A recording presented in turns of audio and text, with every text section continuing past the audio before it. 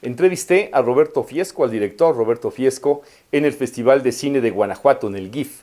Ahí nos cuenta su experiencia que tuvo al hacer este corto Peplum con 360, con una cámara 360. Estas producciones solamente se pueden ver con lentes. Aquí nos cuenta Roberto Fiesco su experiencia y sus recomendaciones. En este momento esta experiencia es un poco pionera, o sea que el Festival de Guanajuato está haciendo algo que bueno, ningún otro festival de entrada se había puesto a hacer, ¿no? Y que por otro lado hay como, también para nosotros como cineastas, o sea, llamar a tres cineastas y decir, queremos que ustedes nos acompañen como en el desarrollo de una tecnología, es enormemente pionero. Y sí creo que apenas estamos descubriendo como las posibilidades del formato, ¿no? Y creo que sin duda que tendrá 1000 más y 1000 opciones narrativas, otras, no exactamente tan distintas a las que conocemos, pero que sin duda se pueden adaptar y pueden potenciar como una serie de emociones, porque creo que el pensar esto como una experiencia, o sea, implica también sensaciones, implica como un acercamiento sensorial distinto. Que lo primero es romper como el prejuicio de entrada respecto a nuevas tecnologías. Creo que sería como lo primero que uno tendría que pensar.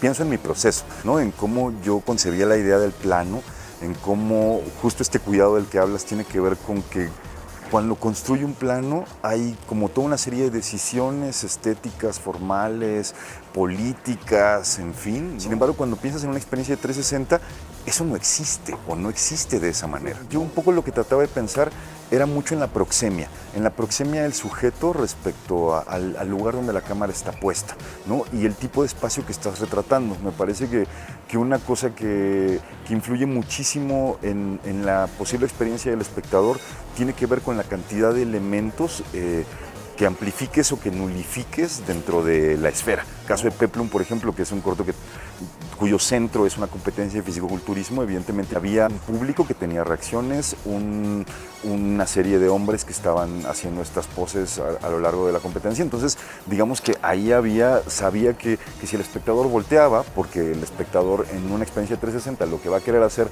es tratar de dominar todo el espacio, entonces va a encontrar, digamos, como una serie de estímulos audiovisuales en diversos lugares. Y si quería concentrar como la intención en un solo momento, bueno, pues había que pensar en qué tipo de espacio me proporcionaba la intimidad del personaje o el relato del personaje, o en otro momento cómo hacer que este personaje se quintuplicara y se volviera 5 personas al mismo tiempo, en fin.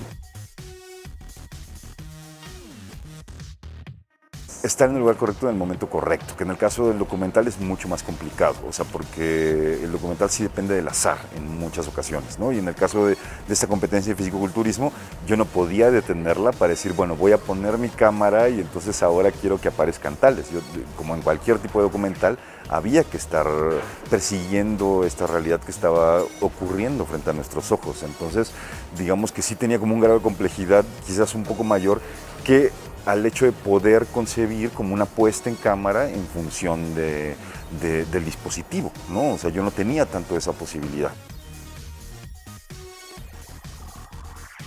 La otra cosa es que al no tener como la decisión de la exactitud del plano, al poder jugar, digamos, como con todo el espacio, hay una sensación de libertad que he vivido muy pocas veces, o sea, como de la cámara está aquí y sabes que alrededor pueden ocurrir muchas cosas y que puedes desplazar a los personajes o que puedes esperar que ocurran muchas cosas en todo en esta burbuja en la cual estás pensando. Entonces eso es muy estimulante, la verdad.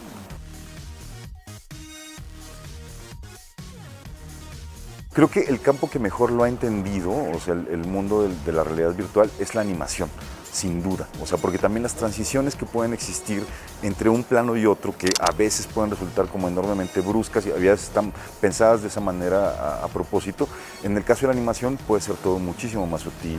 Digo, no en balde este año había un corto de realidad virtual nominado al Oscar, por ejemplo, que es un corto bellísimo de la historia de un padre y su hija, y que está disponible en YouTube y tal. O sea, pero sí siento que la animación lo entiende de una manera como mucho más eficaz. ¿Por qué? Porque el desarrollo de esta tecnología proviene finalmente de los videojuegos. ¿no? O sea, no hay que olvidar que la demanda de estos dispositivos por parte de los gamers es lo que ha hecho que existan este tipo de dispositivos y este tipo de experiencias, porque es lo que esa juventud o ese público específico de los videojuegos está demandando como formato. Me encanta hacer el cine de la manera como lo he hecho, de manera absolutamente tradicional, y me encanta ser un espectador también como de la manera tradicional frente al cine, pero también esto me parece que es muy potente.